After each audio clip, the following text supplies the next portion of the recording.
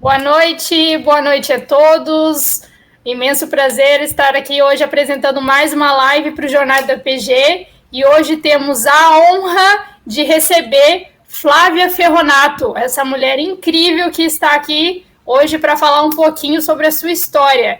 Junto comigo hoje a gente tem a nossa Mulher Maravilha do DPG, a Anne Souza, para me ajudar nessa missão maravilhosa.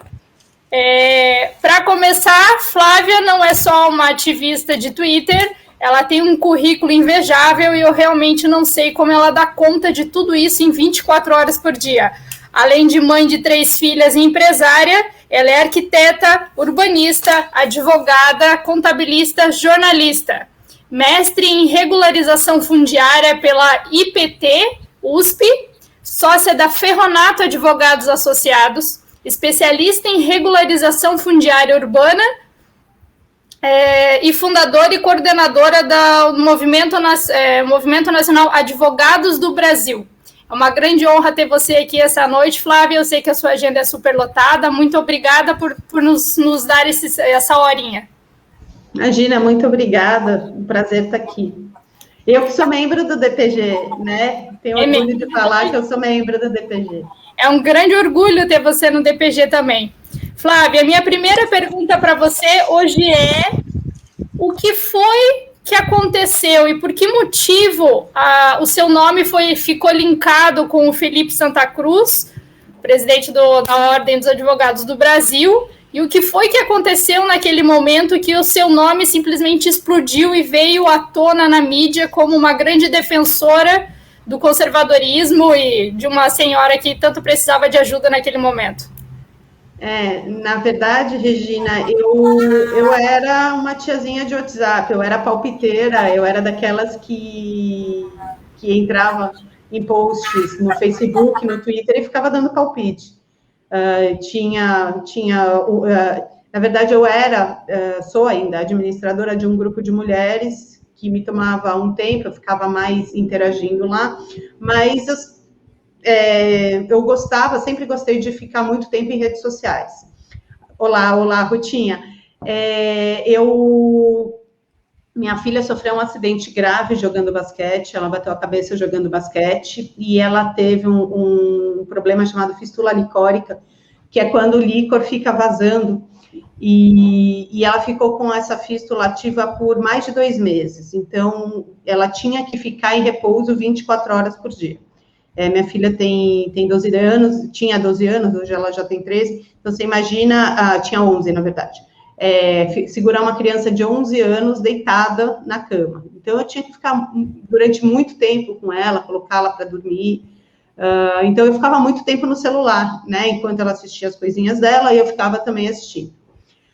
Participava de alguns grupos de WhatsApp, e em um desses grupos, onde tinham alguns advogados, apareceu uma mensagem assim: o comunista do Felipe Santa Cruz está atacando uma senhorinha no Twitter, e mandaram o link. Não, corram lá e assistam, e mandaram o link. E na hora que eu comecei, para mim a palavra comunista é uma coisa que me pega muito. Eu cresci numa família onde eu fui educada que comunista comia criancinhas. Então, eu tenho ojeriza de comunismo, ojeriza. Então, para mim, na hora que veio a palavra comunista e senhorinha, quem me conhece sabe que eu sou uma pessoa que desde pequena sou justiceira. Obviamente, eu fui lá ver o que estava acontecendo. E aí, me deparei com o comunista, xingando a senhorinha e querendo oprimir a senhorinha. E aí, eu entrei no meio da briga, porque eu me metia em tudo mesmo. E aí, quando me meti na briga, meu perfil no Twitter era meu nome, era um perfil pequeno, tinha acho que 1.000 seguidores, e escrito do lado, mãe de 3 filhas, só isso. E o símbolo do Palmeiras, uma coisa assim. Então, o Felipe Santa Cruz nunca imaginou que eu fosse advogada. E, na verdade, meninas, eu não sabia que o Felipe Santa Cruz era o presidente da ordem. Eu só fui saber, quando eu respondi, esse grupo começou a gritar gol. Menina, continua. Eles começaram a me incentivar. E aí eu não entendi nada, porque eu falei, por quê, né, que eles estão fazendo isso? E aí eles começaram a printar e jogar no grupo ou o que está acontecendo, ou o que está acontecendo. E aí, no meio dessa conversa, foi que me falaram que ele era o presidente da OAB. Aí eu fiquei mais enfurecida. Eu falei, como um cara que é presidente da OAB faz isso com uma senhorinha no Twitter? E aí foi a hora que eu resolvi peitar mesmo, que foi a hora que ele falou de prostitutas, e eu perguntei alguma coisa contra prostitutas, porque nessa hora eu comecei a ver que qualquer coisa que eu pudesse falar um pouco mais enviesada poderia voltar contra mim no Conselho de Ética da Ordem. E aí, foi aí que eu resolvi peitá-lo mesmo, só que ele não sabia que eu era advogada. E aí todo mundo começou a printar, e aí, na hora que eu me identifiquei como advogada, deu 2 minutos, ele apagou todos os comentários. Só que esse pessoal desse grupo tinha printado os comentários. E aí, uma dessas pessoas era ali, não sei se era ligada ao antagonista, ou era amigo de algum jornalista do antagonista, enfim, mandou para ele. Eu respondi, mais do que acostumada a brigar na internet, acho que todo mundo aqui está acostumado a brigar na internet. Normal. A gente briga, acabou a briga, fui dormir. No dia seguinte, eu acordo, tinham mais de 1000. Meu WhatsApp sempre foi tranquilo, eu era a tiazinha do WhatsApp, mas, assim, 50 mensagens não lidas, aquele tipo de coisa. Mais de 1000 mensagens não lidas. Eu falei, gente, mas o que aconteceu? Aí começaram a ir um monte de ligação perdida, um monte de ligação perdida, um monte de ligação perdida, e aí, na primeira que eu abri, eu já vi que eu estava no antagonista. Então, eu estava lá. Meu nome, todos os prints e tudo mais. E aí começou, Globo ligando, Estadão ligando, um monte de jornalista ligando, querendo fazer entrevista, link ao vivo, um monte de coisa. E essa hora eu fiquei em pânico. Eu tenho pânico de aparecer, eu já passei por um episódio de pânico, eu já trabalhei em TV e eu acabei desenvolvendo um pânico por isso, de ser reconhecida, não é uma coisa que me agrada. E aí eu fiquei por 2 dias reclusa, morrendo de medo de contar para minha família o que tinha acontecido. Porque na minha cabeça, meu marido ia me matar porque eu me meti numa briga na internet. Minha mãe ia me matar porque eu briguei com o presidente da OAB, né? E a gente dona de escritório. Meu pai ia me matar porque eu também... Então, assim, minha sogra ia me matar. Todo mundo ia me matar. E eu falei, meu Deus, como é que eu vou contar para minha família? Só que aí, os amigos do meu marido começaram a mandar para ele, sua mulher é uma heroína. E aí, meu marido, todo mundo começou a se acalmar, porque, na verdade, eu acabei sendo, pela turma de bem, acabei sendo aplaudida pela minha coragem, que eu nem sabia na época que era tão corajosa assim. E aí, os advogados começaram a me procurar para agradecer que eu tinha sido uma das primeiras a conseguir peitar o Felipe Santa Cruz e tirar ele do pedestal, porque o Felipe Santa Cruz ele é muito esperto. E naquele dia ele realmente estava num dia ruim, né? E ele nunca imaginava que eu fosse advogada. Então ele deu um azar inacreditável. E aí esse pessoal começou a me procurar, o Dr. Pierre Lourenço, que inclusive entrou com uma ação pedindo o afastamento do Felipe Santa Cruz pelo episódio.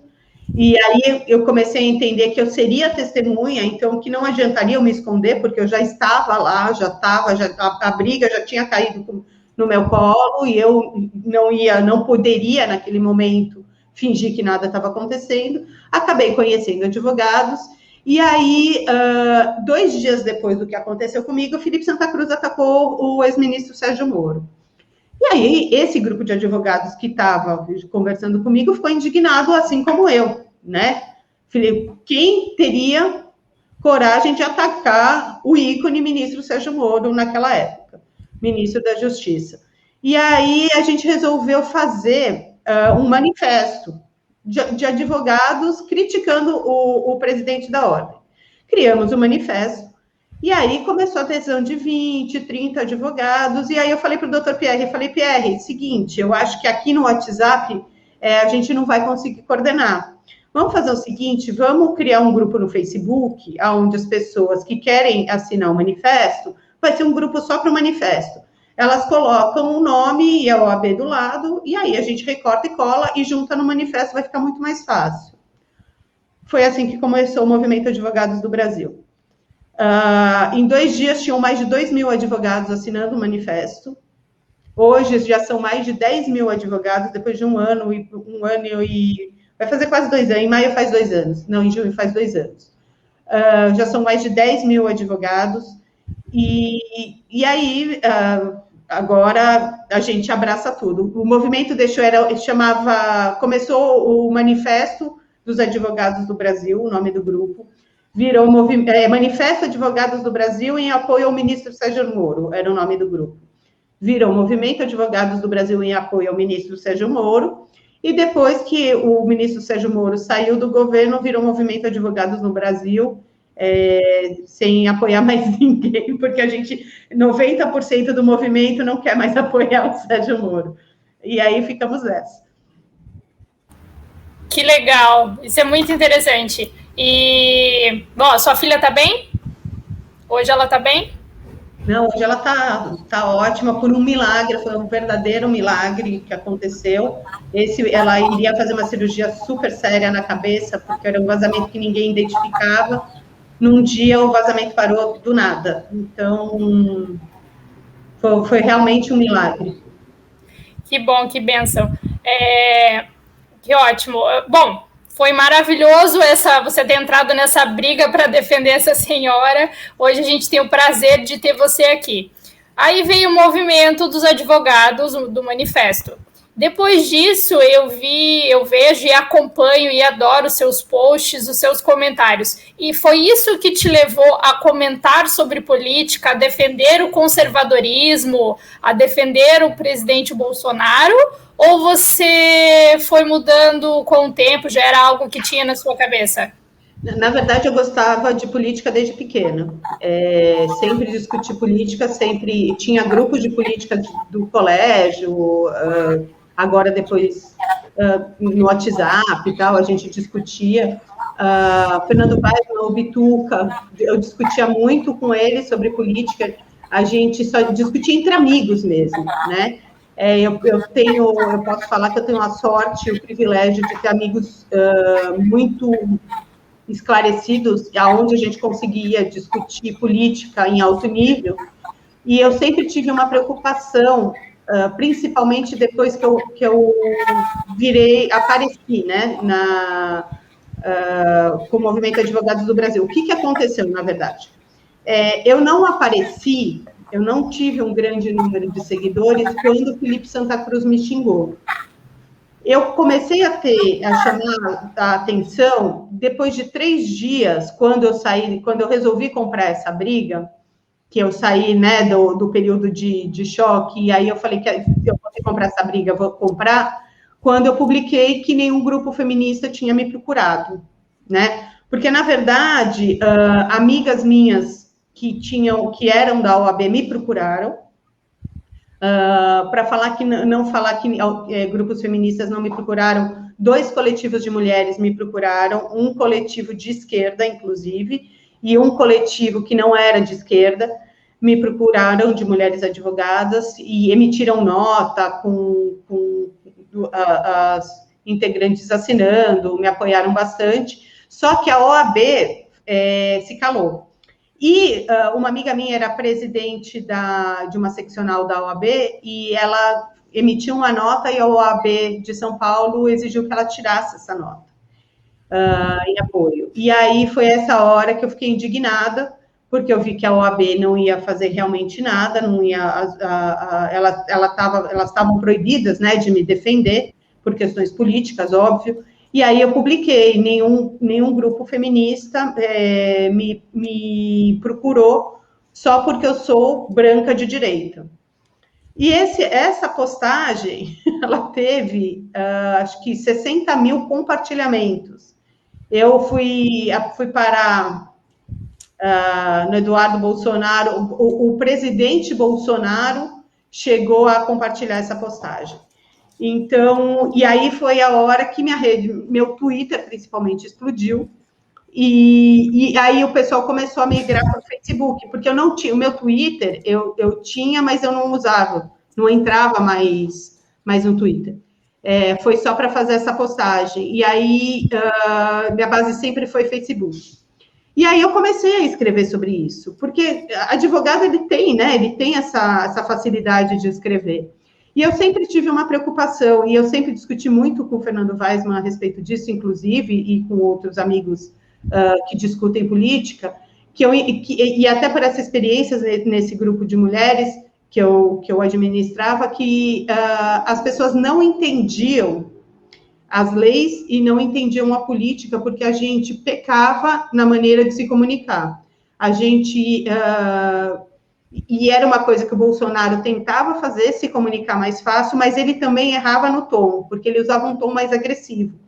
Então, eu comecei a adotar a técnica de traduzir a política. Antes do episódio do Felipe Santa Cruz, eu cheguei a ter um grupo chamado Desvendando o Politiquês, que era onde eu discutia e mostrava a tradução dos argumentos que eram usados, que era, por exemplo, um projeto de lei, por que uma PEC era de um jeito, como é que funcionava uma MP, por que pegavam tanto no pé de uma MP, o que era uma pedalada como funcionava uma manobra, por que vai para a segunda instância, volta para a primeira instância o julgamento do Lula. Então, eu traduzia e tentava explicar isso. Quando eu fiz isso na minha página aberta no Facebook, e por causa dessa visibilidade, o Jornal da Cidade me procurou e perguntou se eu gostaria de ser colunista do jornal. Agradecer o convite, porque realmente eu não tenho como me comprometer, porque a minha vida realmente é uma loucura, e aí eu combinei com o José Tolentino de que ele podia ficasse à vontade de pegar as minhas postagens, que ele achasse interessante, e publicar no jornal, e assim vem sendo até hoje. E aí, quando ele começou a me publicar no Jornal da Cidade, o pessoal começou a me procurar ainda mais. Então, sempre que sai um artigo meu no Jornal da Cidade, é impressionante. Vem mais 500 pessoas me seguindo no Facebook, ou quando alguém compartilha, algum deputado compartilha alguma coisa no Twitter, vai mais 1.000 no Twitter. No Twitter eu já estou com 25 mil seguidores.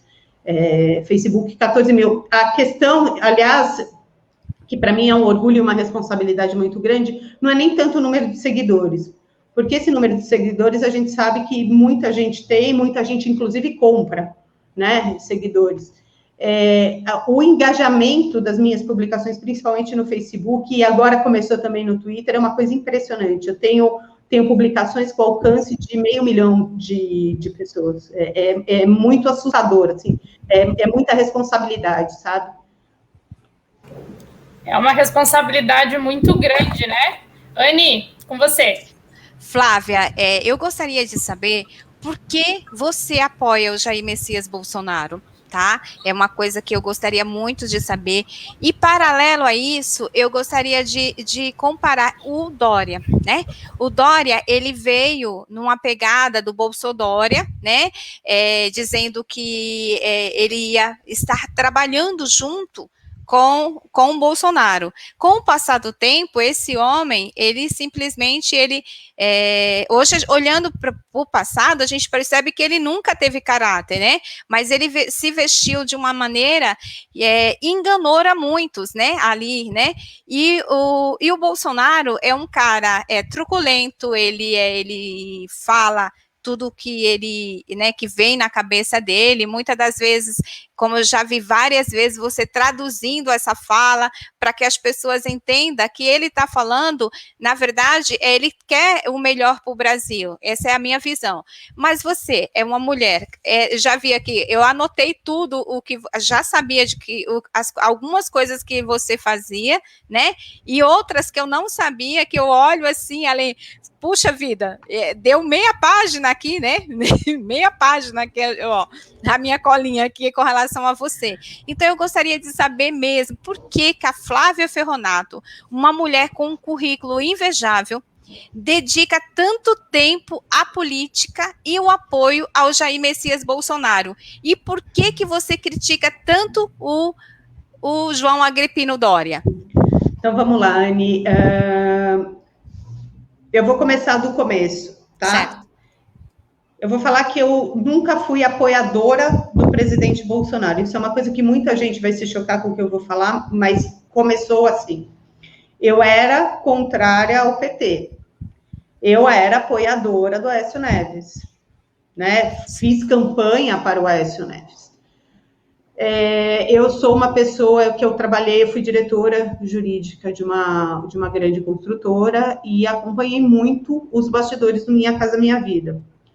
E trabalho com regularização fundiária, então eu conheço bem os meandros do Partido dos Trabalhadores.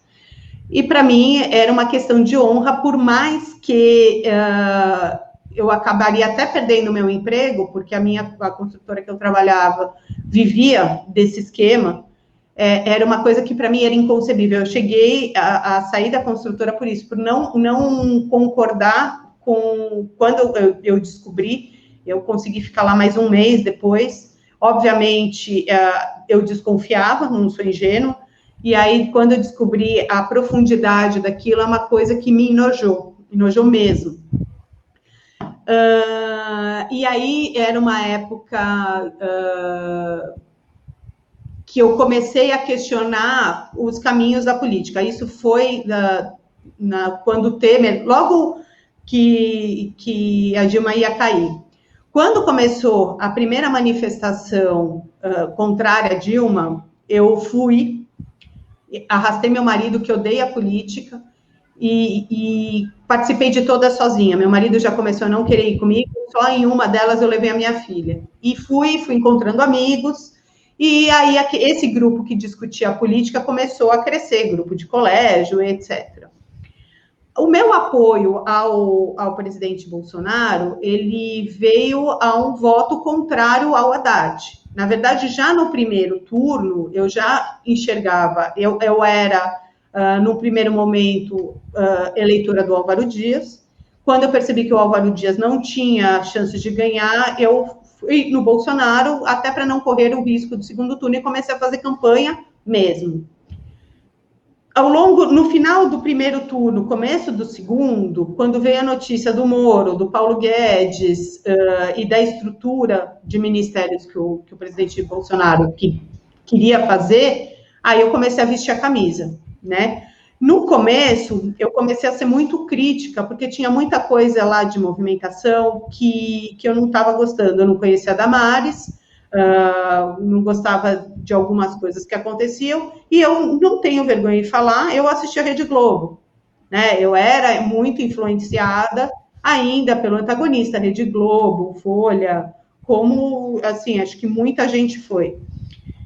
Numa conversa com o Fernando Weissmann, eu sempre uso o Fernando Weissmann de referência, porque ele realmente é minha referência quando a gente discute política, eu e ele. Um dia ele me chamou, ele falou assim, antes do Movimento Advogados do Brasil, antes de nada disso, ele falou: Flávia, a gente não pode criticar o Bolsonaro, porque a gente não tem ninguém melhor para colocar no lugar. Se a gente tem um impeachment do Bolsonaro hoje, o que vai acontecer com o Brasil? Então, não adianta a gente criticar, nenhum governo vai ser 100% como a gente quer. Vai ter coisas que a gente vai ter que fechar sim os olhos. A gente pode fazer uma crítica pontual, mas a gente tem que tomar cuidado ao tom da nossa crítica, porque criticar por criticar não é inteligente. A gente não tem uma peça para substituir.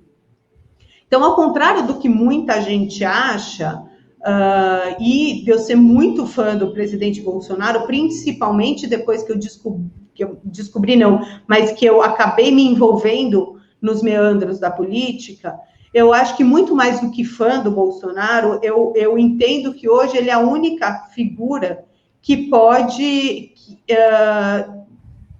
levar o Brasil à prosperidade que merece. Eu acho que todas as outras peças que podem substituí-lo são muito piores. Entende qual é a diferença? Eu não acho o Bolsonaro um perfeito, não acho que tudo que o Bolsonaro faz ele acerta, eu acho que ele erra bastante, mas ele, entre todos os que estão lá nesse jogo, ele é o melhor, assim, muito na frente. E eu sempre falo, se alguém... É a única e a melhor opção que temos no momento, é nossa esperança. Exato. Então, se um dia aparecer alguém melhor, eu posso vir apoiar. Mas eu não sou cega por um nome. Eu aprendi muito com o que aconteceu com o ministro Sérgio Moro, eu aprendi a tomar muito cuidado com heróis e ídolos, principalmente na política. A semana passada, eu lendo a troca de mensagens que o Lewandowski acabou divulgando do hacker, a gente percebe como a gente tem que tomar muito cuidado em acreditar cegamente em uma pessoa, porque a gente não sabe o que ela faz quando ela não está se expondo, né? Então, isso é uma coisa que eu tomo muito cuidado. Em relação ao Dória, Anne, eu tenho o Dória como... Eu tive um contato com o Dória anterior à Prefeitura de São Paulo, eu era diretora jurídica de um clube aqui em São Paulo, e apareceu uma lista para mim uma vez, falando, olha, Flávia, a gente tem um problema aqui que a gente tem a gente tem um acordo de ceder, autorizar a entrada no clube de várias personalidades, então a gente tem... cônsul, esse tipo de coisa, deputados, tal, mas a gente tem esse nome aqui, e eles me deram uma lista de nomes, e um deles era o João Dória e a família. E aí eles falaram, a gente vai sair assinar o memorando aí, porque a gente vai cancelar essas carteirinhas. Eu falei, não, tem que cancelar, ele não é sócio, ele tem dinheiro para... Ele era, naquela época, dono do Grupo Dória, do LID e tal, ele tem dinheiro para pagar, né? Então, ele que vire sócio, se ele quiser frequentar. E cancelei. E aí eu sei que ele ficou muito bravo com isso. Ele frequentou por muito tempo esse clube. Alexandre de Moraes também. Ele teve um ataque de gazela, que nem ele fez com o Constantino? Deve ter tido, porque é um clube onde a gente tem políticos influentes, a gente tem uma sauna muito movimentada para reuniões políticas secretas, né? A gente tem encontros lá de pessoas ligadas ao PT, junto com pessoas ligadas ao PSDB, fazendo encontros secretos, quem frequenta o clube sabe. Então, são pessoas da alta cúpula da política brasileira, né? E que o Dória não estava esperando de conhecer alguém. Não, porque eu acabei cortando a reunião deles de sexta-feira na sauna, sem saber, né? Então, eu acabei estragando os planos políticos dele. Você entra no embate Felipe Santa Cruz sem saber, você dá uma cortada no João Dória. Tu é um instrumento de Deus, mulher. E aí... Você não pode contar para ela de quem se refere, é só pedir para, né, só faz. Não, e aí, no dia que... Aí, um dia eu postei, saiu um vídeo do Dória criticando o Bolsonaro, que estava andando de moto sem capacete no Guarujá, e eu postei lá, o Dória, faz a mesma coisa que ele, mas vai lá para Paulista. Desfila na Paulista, eu faço questão de desfilar com você, de moto sem capacete na Paulista. E aí, o Jornal da Cidade publicou, aí, manchete, eu sou cagada, né? Não tem jeito, manchete em alguns jornais, a advogada desafia João Dória a andar de moto pela Paulista. Essa eu compartilhei em todos os grupos, bombou. E aí, bombou. E aí, dessa turma desse clube, que é ligada a eles começaram a ligar para minha mãe. Olha, segura a Flávia está se metendo onde não deve, cuidado, a gente não sabe o que pode acontecer com ela, assim mesmo, ameaça, assim, a gente vai ter que tomar uma atitude contra ela, e minha mãe é pior do que eu, né, quem conhece minha mãe sabe, ela é pior do que eu, e aí ela falou, não, venha, pode vir, se é uma ameaça, venha me ameaçar a mim e a ela cara a cara. Se é uma ameaça, vocês podem vir porque vocês estão mexendo com as pessoas certas. E aí, foi essa hora que eu falei, gente, eu vou ter que continuar batendo no Dória, até por questão de sobrevivência. Porque se eu não bato mais, ele vai achar que eu cedi a ameaça. Se eu continuo batendo, ele vai ver que eu não tenho medo dele. E aí você foi pro Twitter e disse, olha, eu não tenho medo de você, não. Foi a hora que eu falei. Ele ganha, né? Se você para, ele ganha. Na verdade, isso eu aprendi, para quem já foi ameaçado, e é uma tática que eu aprendi nessas andanças políticas, isso quem me ensinou foi uma policial federal, ela é delegada federal. Ela falou, sempre que você é ameaçada, se você não reagir, eles vão continuar te ameaçando. Se você mostrar que você não tem medo e você se expor, eles vão parar e eles vão ver que com você eles não podem mexer. E foi na hora que eu falei, eu não tenho medo de você. Se você acha que eu tenho medo de você... E 2 semanas depois, a gente protocolou o impeachment do João Dória, na Alesp, assinado por 8 movimentos, que, obviamente, era a época de pandemia, a gente protocolou, a Alesp engavetou, mas foi um recado para ele de que quanto mais ele vier mexer comigo, mais vai ter troco. E porque é assim que eu funciono. Não me provoque. Eu não entro em briga, né? Agora, se eu entro, eu não saio. Que é igual a briga de Santa Cruz. Se as crianças foram lá e ficaram em cima de mim, achando que eu ia ficar, eu passei a madrugada em claro, respondendo 1 a 1. Porque eles são covardes, então eles pegam o horário que eles acham que você está dormindo para ficar te atacando e ninguém responder, né? E eu fiquei lá. Fiquei doente, tudo. Ontem não pude apresentar, até queria pedir desculpa. Ontem, para o Júlio Ribeiro, fiquei mal, Para um incrível azar dessa turma, eu estava de cama. Um tempo suficiente para responder todo mundo. Isso que eu já ia perguntar, né? Essa coisa esse karma do Santa Cruz na sua vida, né? Cruz é essa, mulher! Cruz é essa. Fique bem longe. O Tico eu deixo pro Bituca. O recado foi dado.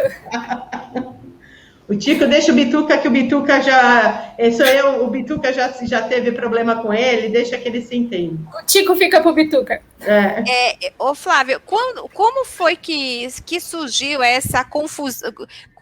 O que originou essa confusão aqui com relação a esse colégio? Porque muita gente acaba, assim, às vezes não acompanhando. Você pode dar uma pincelada nessa história? O que aconteceu é o seguinte, obviamente eu tenho um grupo grande de amigos, né, e que me acham corajosa. E eu realmente não tenho medo. E 2, 3 pais lá me procuraram, me mandaram, me contactaram pedindo para eu assistir uma aula. Na verdade, no primeiro momento, era analisar aquele print da aula, porque eles queriam fazer um boletim de ocorrência. E eu falei, olha, preciso assistir a aula para ver o tamanho do que aconteceu, para ver se cabe um boletim de ocorrência. Essa questão de doutrinação escolar é uma questão muito delicada, por um lado, e que a gente tem muito pouco a fazer legalmente, por outro. Porque é entendimento do STF que a escola tem uma certa liberdade de passar o conteúdo que quiser, desde que respeite a base do MEC, tá? Por um lado é isso. Por outro lado, existe uma corrente dentro do MEC que entende que vai ter que agir. Por que o STF tem esse entendimento? Porque não existe nada, nem na Constituição, nem lei, em lei, que proíba o contrário. Como não existe lei ainda que fala que é proibido linguagem neutra. Enquanto não tiver uma lei proibindo linguagem neutra, ela pode ser usada. E a gente pode combater, né? Então, não tem muito o que fazer. Aí eu conversei com esses pais e falei, olha, é um caminho perigoso, a gente sabe que o Santa Cruz, ele tem, em muitas matérias, aliás, todos os colégios, ele tem em muitas matérias um direcionamento preocupante, Eu vou dar um exemplo do que aconteceu com a minha filha, que estuda num colégio tido aqui em São Paulo como um colégio de direita, apesar de ter alguns sociais-democratas estudando lá, parentes e tal, mas que é o colégio que eu estudei, inclusive, que foi o Del Dante, que eu me formei, estudei do jardim ao terceiro colegial, então eu sou filha do Dante em todas as séries escolares, então eu sei muito bem qual é como que o Dante age. E aí a minha filha, e aí que eu falo que para quem é de direita e conservador, vale a conversa dentro de casa. A minha filha me chama e me mostra uma lição com o seguinte tema, ela precisava fazer um artigo de opinião em história, linkando 2 fatos históricos. O primeiro, a praga, o Covid, né, a questão do Covid e a perseguição dos chineses com a peste bubônica e a perseguição aos judeus.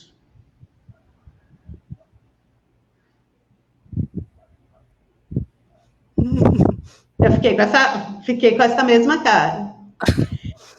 E ela falou, mãe, o que eu respondo? Porque eu não acho que a Covid a gente tem... E aí colocaram um monte de vídeo do UOL, um monte de vídeo de... tipo Marilena Chauí. E aí ela falou, o que eu respondo? E eu falei, você responde o que seu professor quer que você responda. Isso não significa que é o que você acha. Você responde a proposta que o professor está te dando, que é a mesma, provavelmente, que vai ser a proposta do Enem, que vai ser a mesma, que é o mesmo encaminhamento que as universidades americanas que você quer fazer o vestibular vai te dar. Só que entenda que isso, que eles querem que você pense, não é a realidade. E isso tem tido, na minha filha, uma coisa muito séria, que inclusive ela começou a ser intolerante com algumas coisas. E por isso até que eu resolvi discutir no meu Facebook o BBB. Porque as pessoas elas não estão percebendo o que está acontecendo. Essa polarização que a gente vê por aí, ela está muito maior entre as crianças. Eu vejo entre os amigos das minhas filhas. Num primeiro momento, houve uma liberalização de sexualidade, de homem com homem, mulher com mulher, e um liberalismo desmedido. E num segundo passo, as crianças começaram a entender que tem alguma coisa errada aí, por elas mesmas. Então, hoje, a minha filha fala para minha filha pequena que homem com homem existe, tem que ser respeitado, mas não significa que é normal. Porque na natureza, vaca é vaca, boi é boi, existem exceções onde bois se relacionam com bois e vacas se relacionam com vacas. Mas o normal é boi e vaca. É um pequeno percentual da população dentro da natureza, isso ela explicando para minha filha menor. É um pequeno percentual dentro da população de vacas e bois que é homossexual e que tem que ser respeitado. Porque não é porque é uma minoria realmente que não tem que ser respeitado, é uma coisa da natureza daquele boi e daquela vaca. Quando a gente começa a tratar isso como algo natural para os outros 99%, aonde todas as meninas têm que experimentar meninas e meninos para saber do que gosta, aí você deixa de ser algo natural. Aí você passa a ser um experimento social. Percebe qual é o limiar do perigo aí? Sim. Então, na hora que a gente trata disso, a primeira pessoa vai falar, você é homofóbica. Não vai conseguir entender que eu não sou homofóbica, muito pelo contrário. Fiz faculdade de arquitetura, convivi com gays maravilhosos, tenho amigos gays maravilhosos, mas isso não significa que eu acho natural, os outros 99% da criançada têm experiências homossexuais, por moda. Sim. Né? Então, quando me procuraram do Santa Cruz, a gente entende que isso é um instrumento social. Na hora que ele trata a física como um cis, hétero, não sei das coisas, brancos, da hegemonia da ciência, você entende que existe um preconceito aí com quem é branco, hétero, cis, que é o que o BBB está mostrando agora. E assim, quando se trata dessa questão da sexualidade, não é uma questão de preconceito, não é só uma questão de homossexualismo, é uma questão da sexualidade em si, pelo menos do meu ponto de vista. Não é querer fazer experiências de menina beijando menina, menino beijando menina na escola. É uma experiência de uma criança beijando outra criança numa idade que não é apropriada. Mesmo que fosse uma menina. Mesmo que fosse uma menina beijando um menino, eu seria absurdamente contra. Não, tem idade para tudo na vida. Até para você testar se você gosta de meninos ou meninas. Não ser incentivado como as pessoas estão fazendo. A sexualidade é algo que, pode ver, a criança, ela acaba se descobrindo sozinha, ela decide aquilo que ela vai fazer, sobre fazer sexo, você tem que escolher, mas na idade adulta, na idade que ela achar que realmente está pronta para aquilo lá. Então, Oi, termine, Ana. Então, porque o que acontece? Muitas das pessoas, impondo, por exemplo, se você hoje vem a público e diz assim, com 18 anos, eu sou virgem, nossa, isso, como pode? 18 anos? Por que você é? Então, assim, eu acredito que existe essa inversão de valores. Quando eu vejo os seus posts, Twitter, você fala, nossa, eu não entendo, eu entendo perfeitamente por que as pessoas seguem a Flávia Ferronato, porque a Flávia, ela traz a luz e ela explica, esmiuça, sabe, você esmiuça tudo que está sendo... E tudo que está sendo ali, para que a pessoa possa entender. Até o direito, eu brinco, eu chamo você de a musa do direito. Você vê que eu sempre chamo, você é a minha musa do direito. Por quê? Porque você pega uma jurisprudência e você explica que são decisões reiteradas, para que a pessoa entenda, porque quando a pessoa fala, tá lá, o que é jurisprudência? O que é o juridiquê? Então, eu digo que eu brinco assim, que a Flávia sabe dizer o direito, que a gente brincava isso na faculdade. Esmiuçar, explicar e dizer para as pessoas. Então, eu percebo, quando as pessoas estão ansiosas, quando acontece alguma coisa, todo mundo, vamos lá, o Vitor Volserran fala assim, vamos lá ver o que a Flávia postou? E aí a gente sai replicando. Então, essa coisa sua, só sua, que você trouxe essa linguagem, você traduz isso, faz com que as pessoas também, elas tirem essa ansiedade e elas aprendam com você. É como se ela fala, tá com fome, então você precisa entender. Vamos lá no perfil da Flávia, que lá tem um banquete. Então, Anny, sabe o que acontece? Quando veio esse negócio do Santa Cruz, eu, num primeiro momento, obviamente, falei para os pais nessa consulta, eu falei, olha, eu não entendo que cabe boletim de ocorrência, e eu entendo que vocês fazerem um boletim de ocorrência, vocês vão ter algum tipo de perseguição da própria escola, porque não vai dar em nada, e vocês vão se expor. Sugiro que vocês conversem com a diretoria, né, e aí eles falaram, mas a gente precisa divulgar isso, a gente não pode aceitar que os nossos filhos sejam assim. A gente ama o colégio, a gente entende a linha do colégio, né? Os nossos filhos estão alertas a isso, tanto é que foi um dos meninos que mostrou para o pai esse tipo de aula, porque ele está alerta, como a minha filha está. Então, quando eu ouço pais falando, não está contente, vai embora.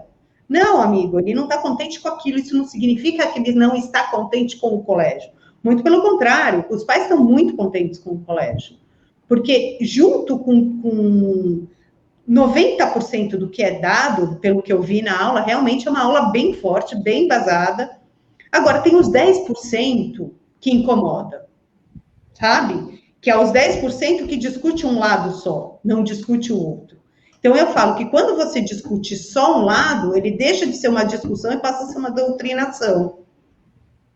Perfeito. Porque para você chegar a uma opinião a respeito daquilo, você precisa ouvir os dois lados. Se você ouve um lado só, se você tem conteúdo de um lado só, você está sendo doutrinado, porque você não tem uma opinião diversa. E se a sua filha está alerta, é por uma questão de educação e discernimento dentro de casa, assim como as minhas. Eu vejo que elas sempre comentam coisas da escola. Eu falo, filha, você tem que entender que aqui você precisa colocar o que o professor quer ouvir. E não é só na escola, Regina. Às vezes que você concorda, mas eu vejo uma coisa boa, um lado bom. Tudo a gente tem que tentar ver o lado bom, mas um lado bom da pandemia, por exemplo, da aula online, é que é gravado. É que a gente consegue acompanhar. A gente consegue acompanhar, ver depois, comenta, você vai lá e olha. Teve no colégio Positivo um professor que jogou uma camiseta com a cara do Bolsonaro do chão e foi esfregar o chão. Né? Aqui em Santa Catarina tem uma rede de colégios católicas também que estava postando um negócio de Paulo Freire e um negócio da linguagem neutra também, e aí ficou lá no postzinho da professora. Eu acho, Regina. É parte boa, né? Eu sou uma mãe um pouco, eu entendo que eu sou um pouco diferente das mães que enfim, até apoiadoras do presidente. Eu sou uma mãe que eu libero o TikTok. Eu sou uma mãe que minhas filhas podem assistir Felipe Neto se elas quiserem. Graças a Deus, elas odeiam. Mas se elas quiserem assistir, elas vão assistir. Mas elas vão assistir sabendo o que elas estão assistindo. Eu acho, e eu fui muito criticada porque eu usei o BBB como referência, e eu acho que eu não consegui me expressar da maneira como eu quis me expressar no começo, mas eu acho que as pessoas agora estão começando a entender o que eu quis dizer com o desenrolar do programa. Comentei que meu marido foi diretor de reality show, trabalha na área de reality show, e recebi até mensagens falando que eu estava falando do BBB por interesse próprio para fazer propaganda do meu marido. Meu marido nunca fez BBB, então, enfim. Mas eu entendo, eu sei como é que funcionam os bastidores, porque eu acompanho o trabalho dele. Diferente da grande maioria dos reality shows, o BBB é um experimento cultural. O BBB em si é um experimento social. É diferente da Fazenda. A Fazenda é entretenimento. BBB é um ensaio social. O que o Boninho fez nessa edição o BBB, ela é uma franquia que tem diretrizes no mundo inteiro. Eu não sei se você sabe, o BBB é o segundo programa mais assistido do mundo. E a TV brasileira tem essa doutrinação. Eu assisto BBB desde o primeiro, assisti Malhação, assisti novelas, sempre fui muito fã de novelas, e eu sempre tive um olhar diferente, mesmo me divertindo com a novela. Quando eu quis mostrar esse olhar diferente, quando a gente assiste um programa de televisão, porque nem o Datena, se a gente assistir um Datena, por exemplo, você entende uma manipulação de informações políticas por trás. Você assiste qualquer coisa que você assiste, algumas em maior grau, algumas em menor grau, até séries, até Netflix, aquele conteúdo é manipulado de alguma forma. E se você não está atenta a isso, você entra nessa manipulação, seja adulto, seja criança. Por isso que tem pais que querem cancelar a Peppa. Porque tem pais que entendem que a Peppa tem um tipo de tratamento com o pai que não deve ter. Vocês acham que é saudável cancelar a Peppa? Ou vocês acham que é mais saudável para uma criança você falar para essa criança, olha, a Peppa faz isso, mas isso não significa que você vai aplicar na sua vida. Você não vai ficar 24 horas ao lado do seu filho, na internet, em casa, na TV ou na escola. Porque se você não joga essas crianças no mundo, desde pequeno, para aprender sozinho, discernir o que é certo e o que é errado, Elas não vão aprender, elas não vão saber fazer isso quando ela não está do seu lado. Isso eu concordo.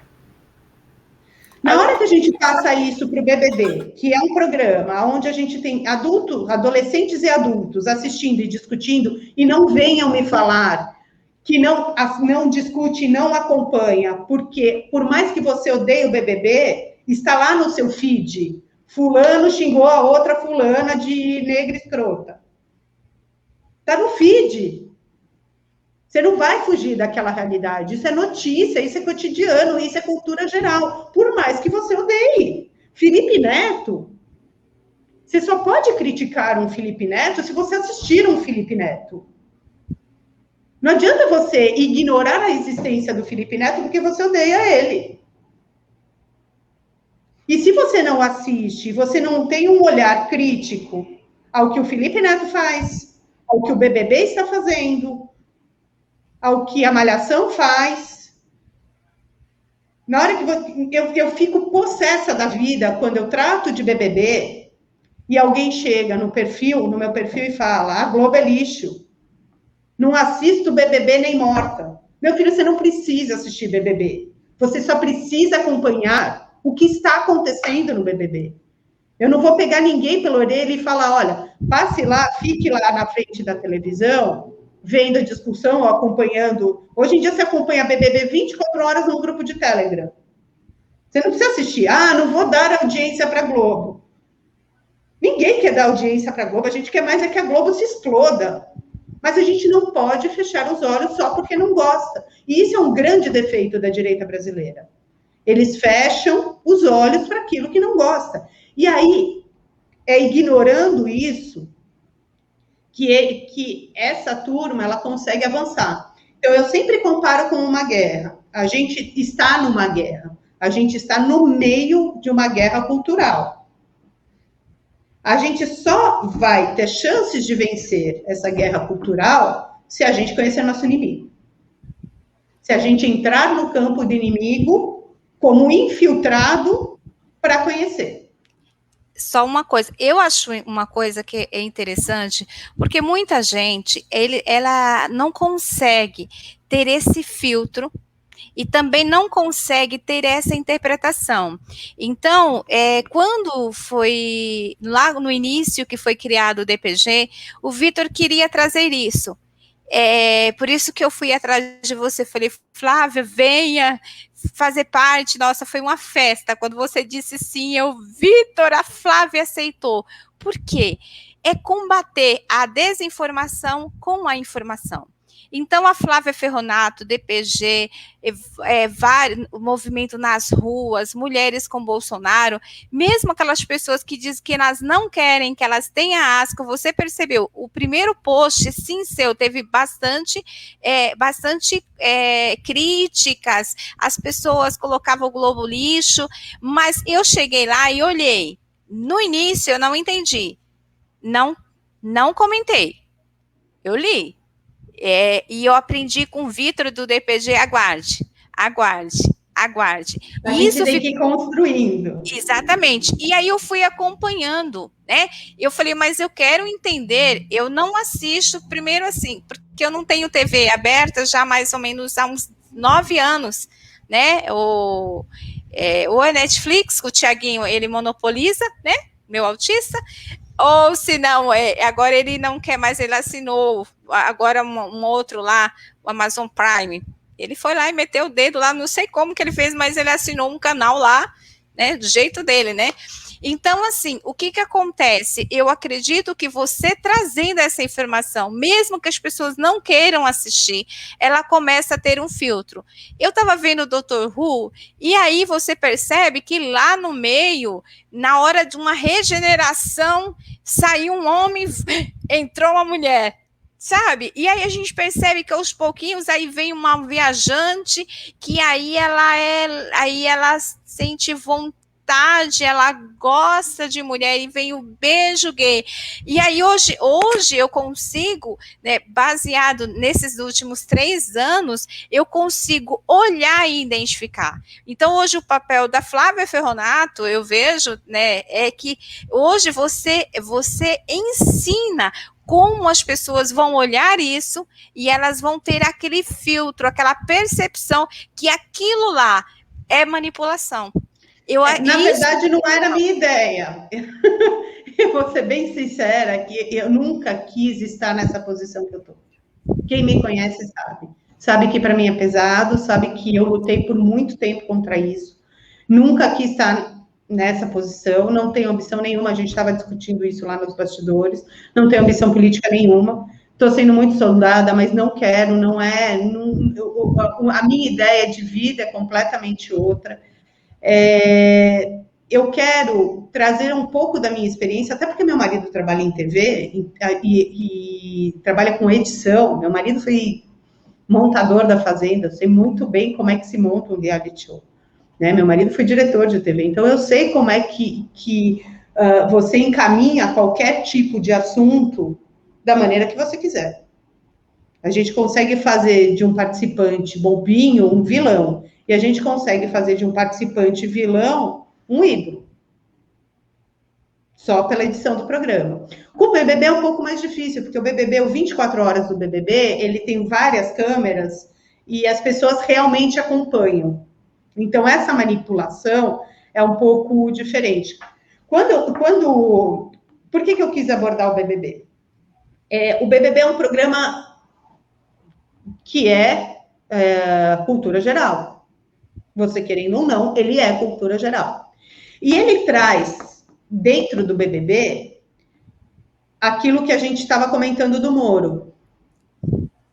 A gente vê os nossos ídolos por um ângulo. Mas a gente não sabe o que esses ídolos fazem 24 horas. Percebe? O BBB mostra isso. É só você ver o que aconteceu com a tal Carol Conká, que até os fã-clubes desistiram dela. E isso é um aprendizado muito grande. Por isso que eu falo. Tem um contrato com ela, né? Então, tem um monte de... a GNT cancelou, voltou atrás, mas parece que vai cancelar. Quando eu falo do presidente Bolsonaro, a gente conhece... Sim, a gente defende, obviamente, porque o que ele está fazendo Vitor, eu vou te falar eu acho que também não foi um tiro no pé. Eu vou entrar nesse campo aí. Quando a gente defende o presidente Bolsonaro, a gente defende o presidente Bolsonaro que a gente conhece. A gente não sabe o que o presidente Bolsonaro faz nas suas 24 horas. Percebe como é difícil a gente defender e ter um herói? Porque esse herói, para ele ser... O nosso pai, a gente sabe o que faz 24 horas. Nosso marido, a gente sabe o que faz 24 horas. Nossa mãe, a gente sabe o que faz 24 horas. Nossos avós. Agora, alguém de fora, eu virei gato escaldado. Eu não ponho minha mão no fogo por ninguém. Eu confio... mas não ponho minha mão no fogo. Eu falo que hoje, para mim, até por conhecer e conviver e conversar bastante, eu tenho a Bia Kicis uma ídola. Adoro a postura da Bia. Para mim, ela é uma heroína. Ela comprou uma briga que ela poderia estar muito bem... A Antônia Fontinelli é outra. São pessoas que poderiam estar muito bem... de vida, acomodada, viajando. A Bia era procuradora aposentada, salário, recebendo salário, aposentada com o salário alto, podia estar vivendo sem nenhum problema. E ela resolveu se meter no covil dos leões, como a Antônia Fontinelli também.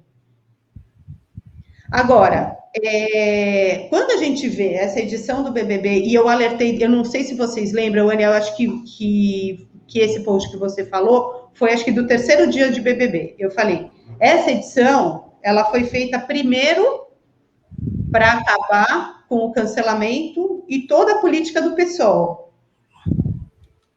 A gente vai ver aí negro sendo racista, a gente vai ver... feminista caindo do cavalo, né? A gente vai ver todo o preconceito do negro com o branco. Estava na cara, nas primeiras 24 horas, que isso ia acontecer pelas figuras que eles escolheram. Agora, não se engane quem acha que isso vai ser um palco para o presidente Bolsonaro. Que isso vai ser uma ajuda da Globo para melhorar a nossa situação. Muito pelo contrário.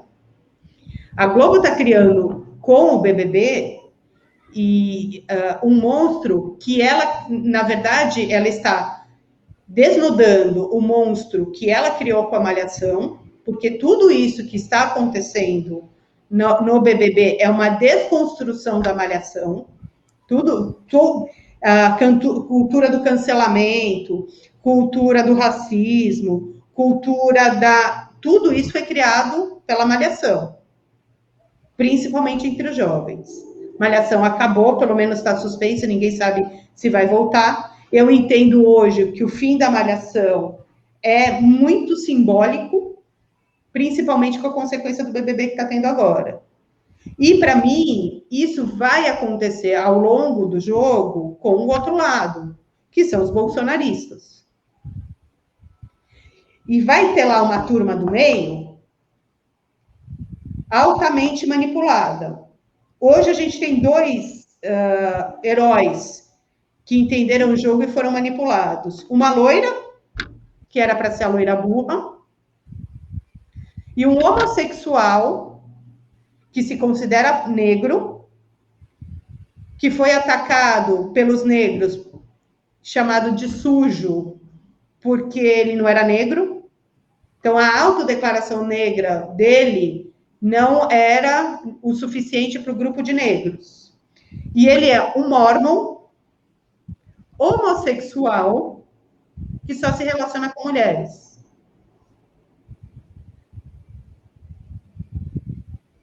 Um mórmon homossexual que só se relaciona com mulheres.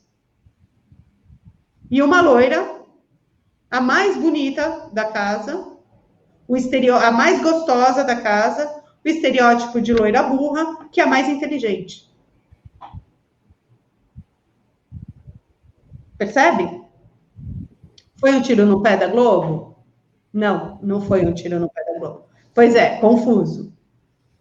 A confusão faz parte dessa desconstrução do que eles construíram e perderam o domínio. Uma jogada para tentar recuperar, para falarem do Big Brother que já estava quase morto e enterrado, e que se fosse a mesma coisa de sempre, ninguém ia assistir. Não só isso, Regina, não só isso. Existe uma jogada política por trás. Existe o início de uma cultura diferente do que estava sendo até agora, que é a cultura onde os extremos de cancelamento são tóxicos. Seja esse extremo o negacionismo do Bolsonaro, seja esse extremo o negacionismo de que a homofobia e o racismo são cometidos entre eles também. Um caminho onde mostra que brancos e pretos, eles obviamente têm que se tratar com respeito e igualdade.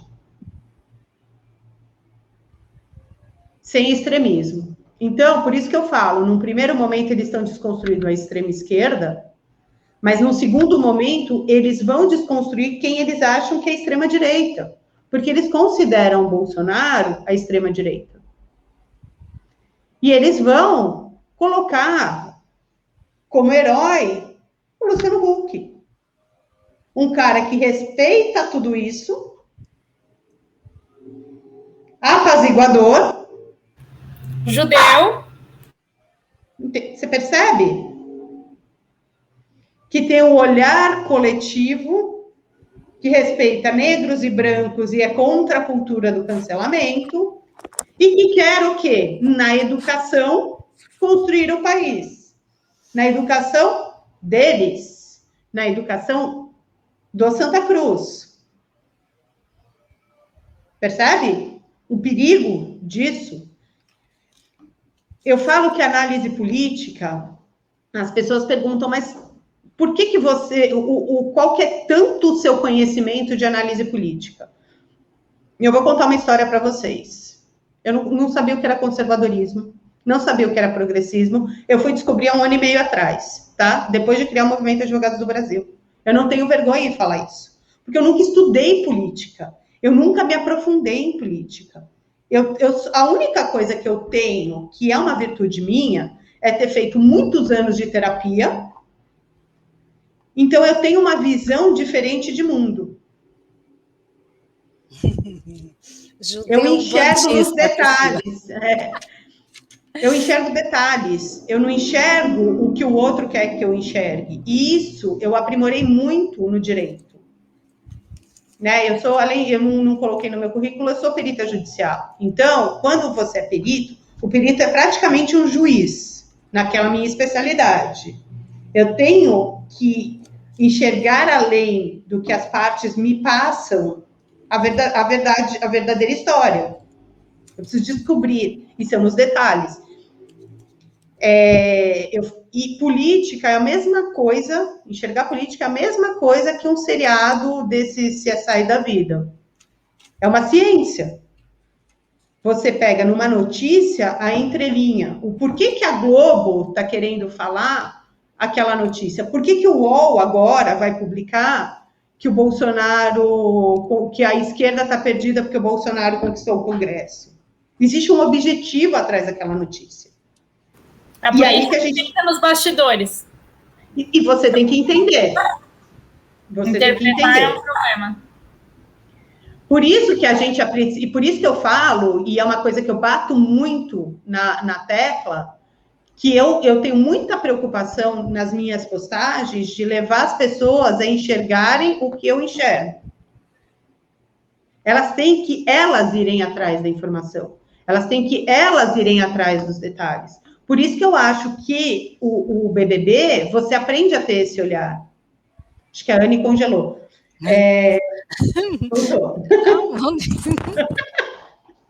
Eu estava debruçada te ouvindo. O BBB, ele te dá esse exercício. Então, quando eu quero trazer o BBB, que é uma coisa que está no nosso cotidiano, como um campo de exercício, é para as pessoas enxergarem isso. Enxergar que atrás do vilão existe um motivo.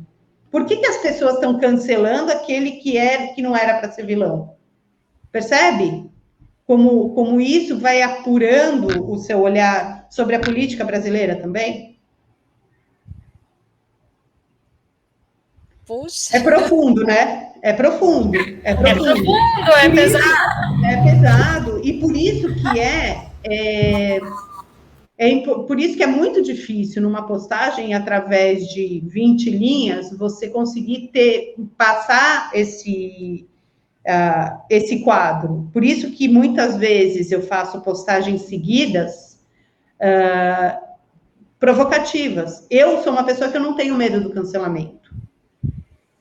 Porque eu tenho as minhas convicções. Se a pessoa não concorda com as minhas convicções e quer cancelar, me cancele. Eu não vou mudar as minhas convicções e os meus olhares porque a pessoa não concorda.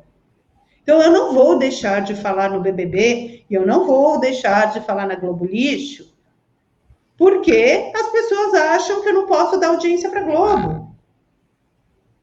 Porque vou falar, eu acho que quem fala isso é de uma burrice, de uma ingenuidade, que dá vontade de pegar a cabeça e chacoalhar, e falar, filho, acorda, sabe?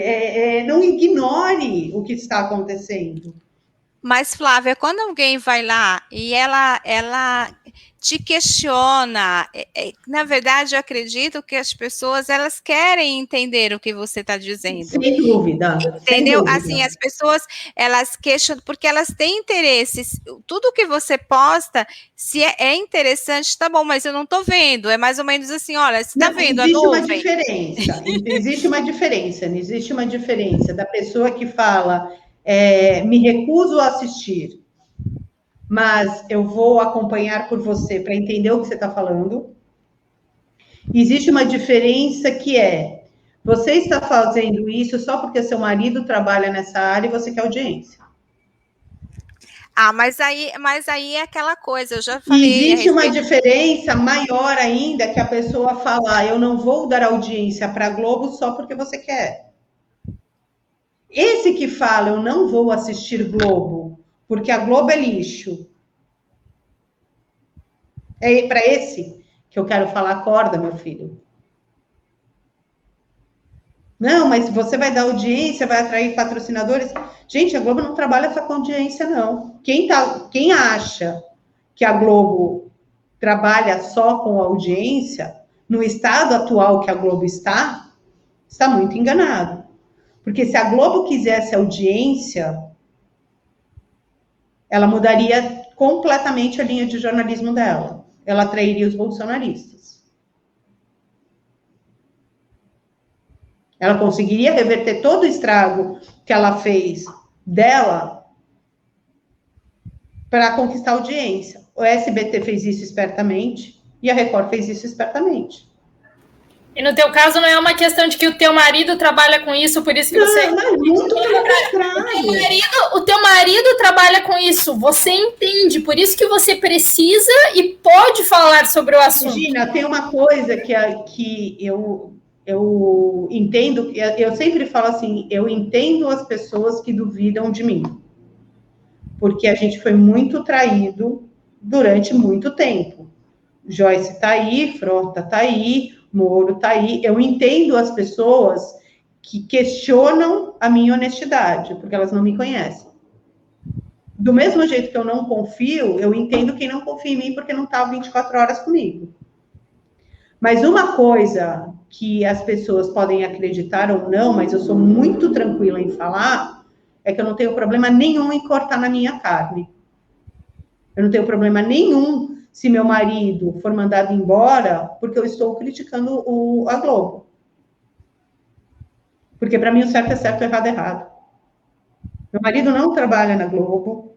Meu marido, ele trabalha em produtora, que faz, sim, conteúdos para a Globo, para Netflix, para Amazon, para Discovery. Se meu marido não fizer conteúdo para a esquerda, ele não trabalha. Porque todas elas têm algum viés esquerdista.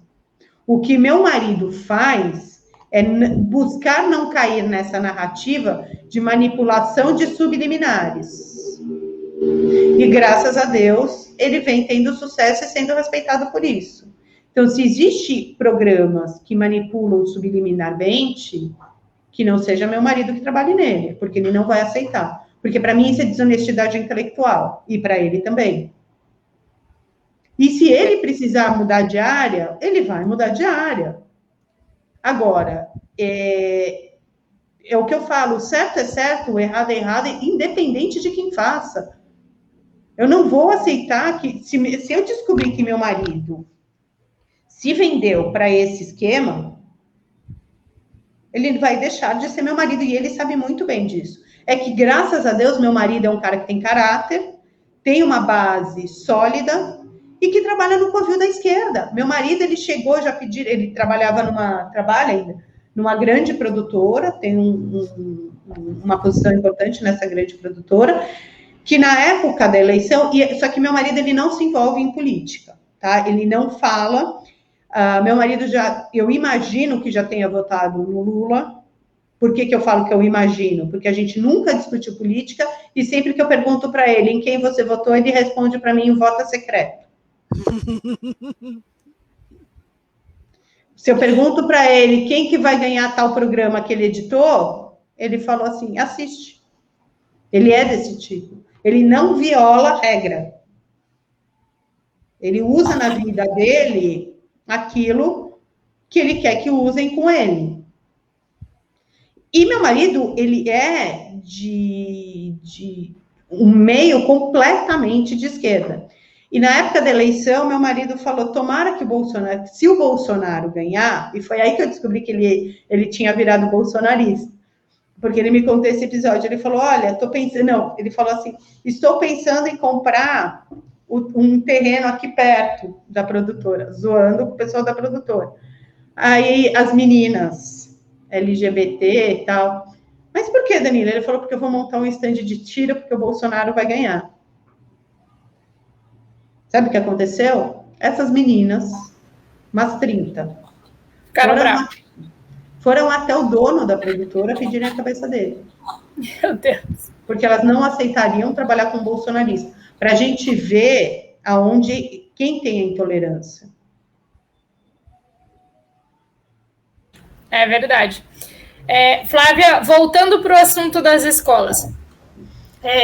Eu educo as minhas filhas assim com uma linha um pouco mais rígida, digamos assim, e eu não deixo elas verem Peppa, Felipe Neto, não importa. E tudo que elas vão assistir de novo ou diferente é passado por uma análise minha e do meu esposo antes. Desde pequenas, a gente sempre tentou analisar tudo antes. Desde que era bebezinho, galinha pintadinha, não sei o que, tudo a gente tentava analisar. E um episódio, né, assim, que marcou foi que a gente colocou elas para assistir um desenho de a minha mais velha assistiu o desenho do macaquinho, que era George Curioso, que a gente achava fofo, que não tinha nenhum problema, que era tudo lindo.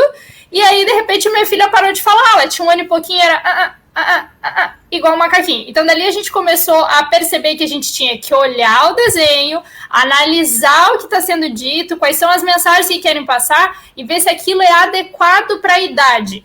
Tudo, até hoje.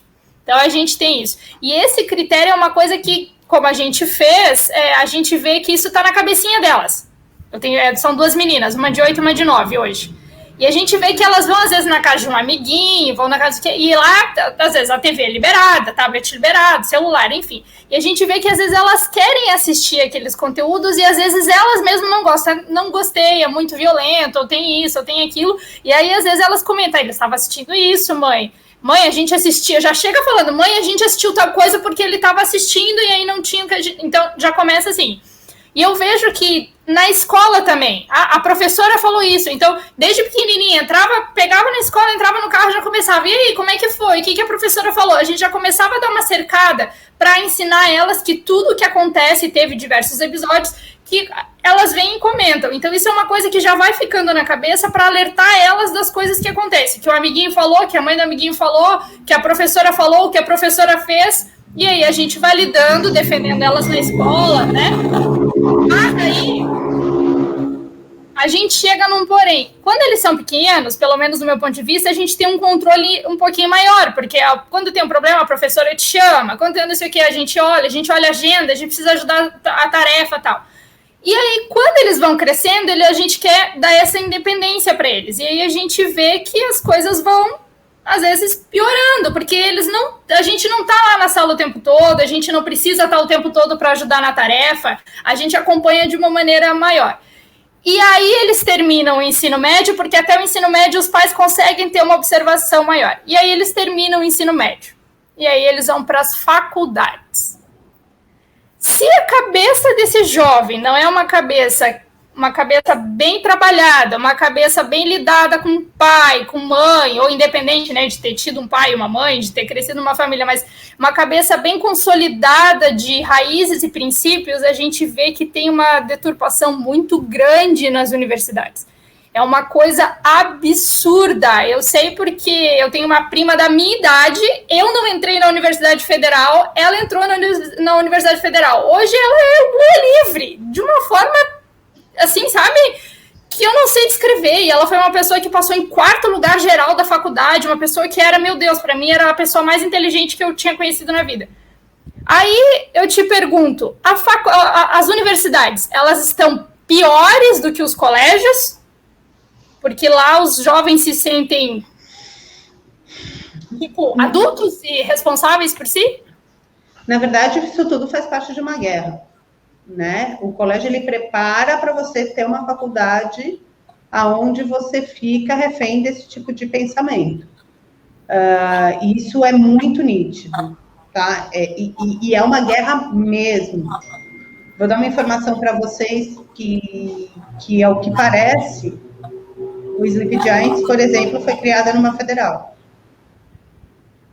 É o que parece. Na verdade tá? Como as provas ainda estão sendo enviadas, o Sleep Giants está numa faculdade federal. Então,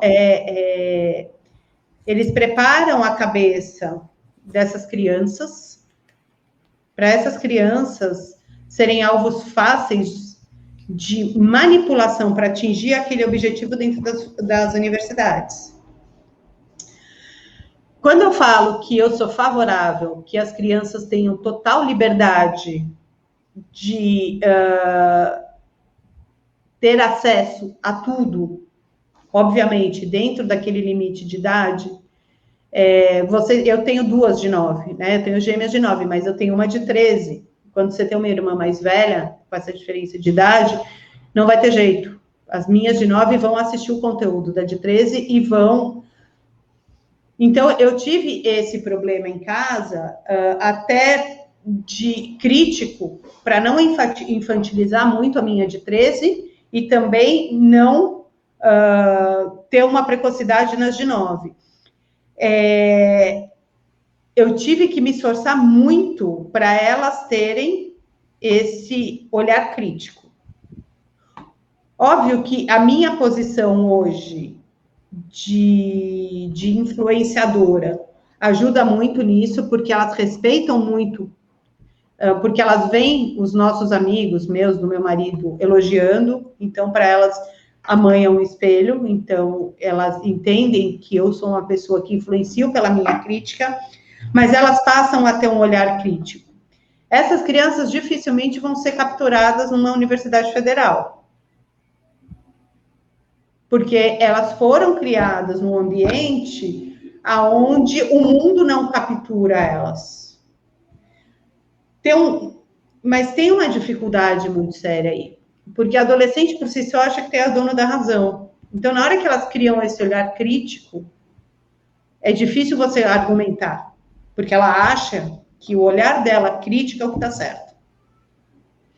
Então, é um limiar onde é muito mais fácil você educar um jovem que não tem olhar crítico, ou que ache que tem um olhar crítico, mas de um lado só, como é o que eu falei da doutrinação de Santa Cruz, que para mim, se não houver o outro olhar, aquilo que está acontecendo é uma doutrinação, isso vai acontecer nas faculdades, né?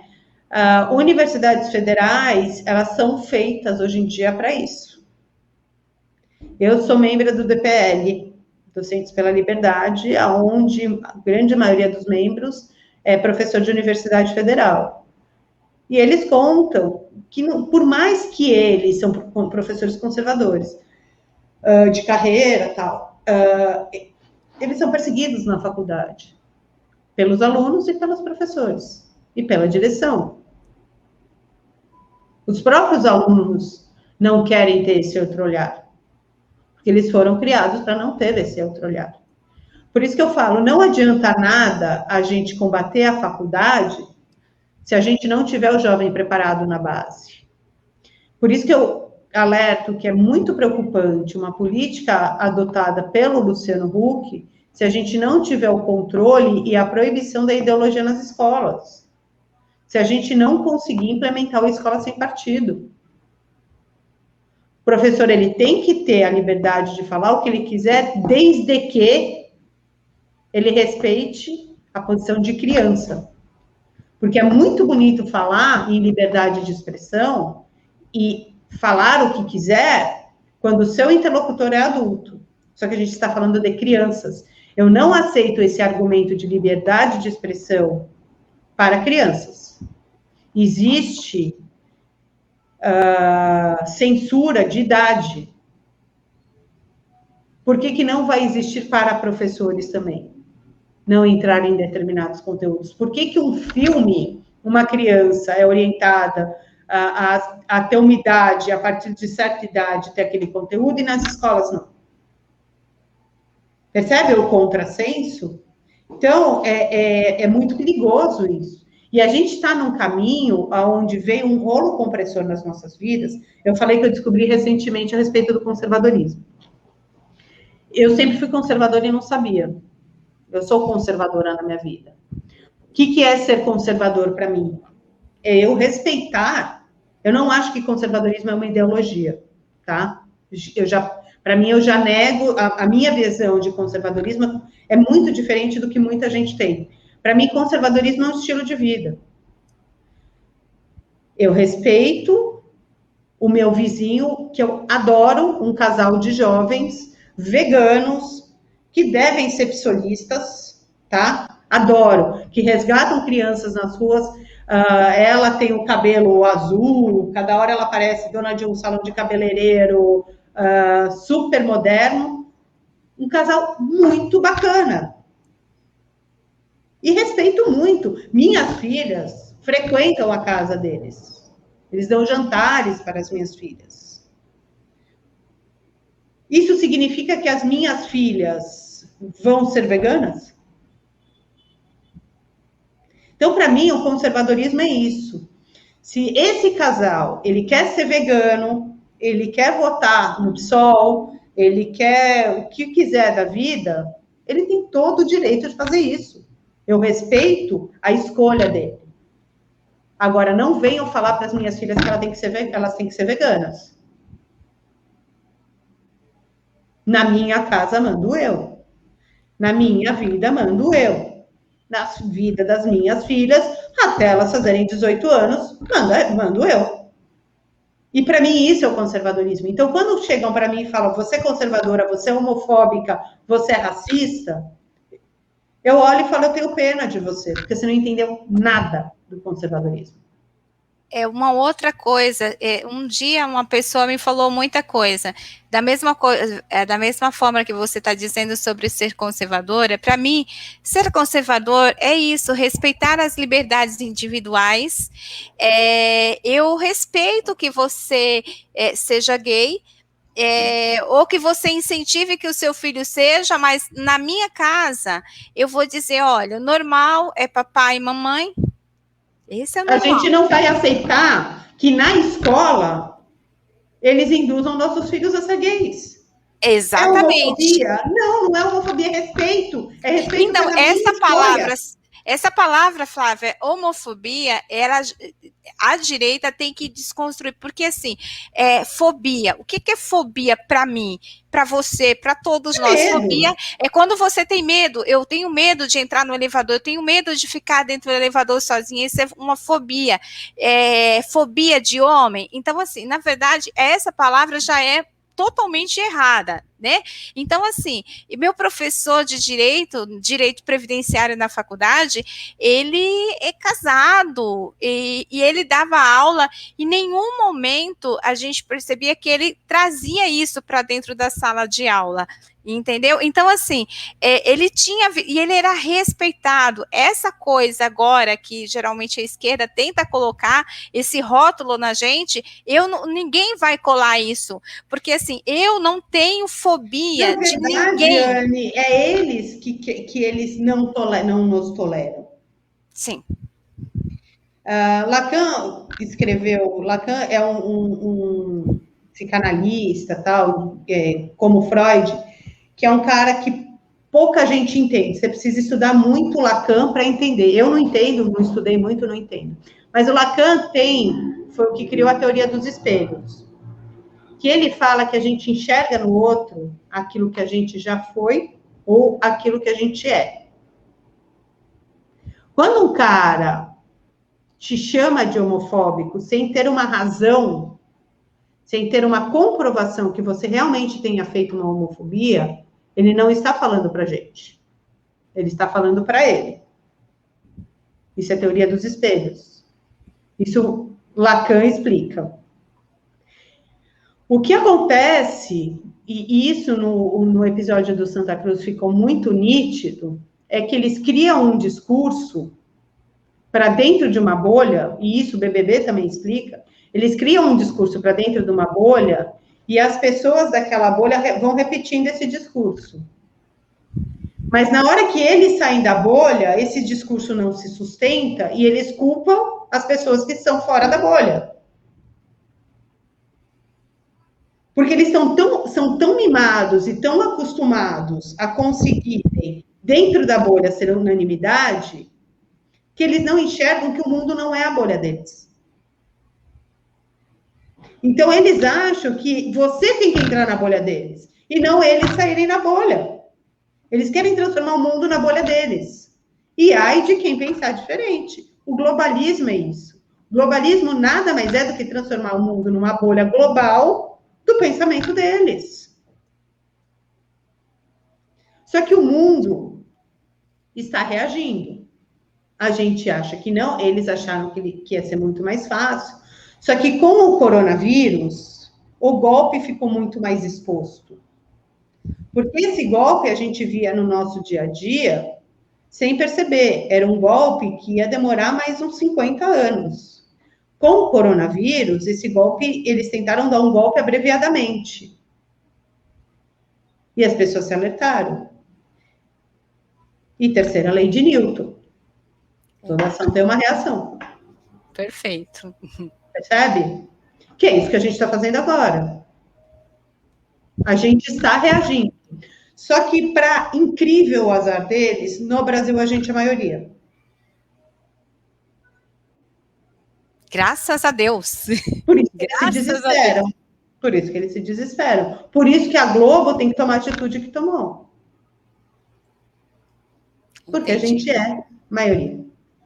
Flávia Ferronato, minha musa do direito, que alegria de ter recebido você aqui. Eu vou ter que sair agora, eu vou deixar você em companhia da Regina. Quero te agradecer. Eu atrapalhei muito o horário, né? Se me deixar, eu vou ficar falando. Quero te agradecer pela confiança, obrigada, por estar junto conosco. Gratidão é a minha palavra para você. Obrigada, muito obrigada pelo convite. Eu sei que eu enrolei muito. Estava doente, estou doente, mas eu não tinha como. Assim, é um prazer realmente estar aqui. Doente e tudo, vamos embora. Vou deixar você na companhia aí da Regina, tá bom? Obrigada, boa noite. Boa noite. Tchau. Flávia, aqui já perguntaram algumas vezes, então eu vou aproveitar. Pediram para você falar sobre a maior ação do mundo. E aí o Vitor aqui de novo está comentando sobre isso. Alexandre de Moraes e a maior ação do mundo. A maior ação do mundo está na Corte Interamericana. Tá? A gente soube que houve uma movimentação que talvez seja contrária a gente após a vitória do Biden. Então pode ser que não tenha uma movimentação que não é, na verdade, não é contrária, não vai surtir nenhum resultado contrário ou perigoso ao Brasil, só talvez não resulte no resultado que a gente esperava, né, que é o justo. Existe uma preocupação mundial em relação à liberdade de expressão. A gente teve muito contato com parlamentares americanos e que estão comprando essa briga nos Estados Unidos também. Então, a gente entende a maior ação do mundo como um grão de areia na sopa de quem tentou manipular as mídias sociais. No caso do inquérito, a maior ação do mundo, a gente também sabe que ela ajudou a causar uma instabilidade nos inquéritos. A gente acabou expondo uma situação que alguns ainda não tinham visto. Então, o nosso objetivo principal foi alcançado, que era fazer barulho em relação àquele assunto. Né?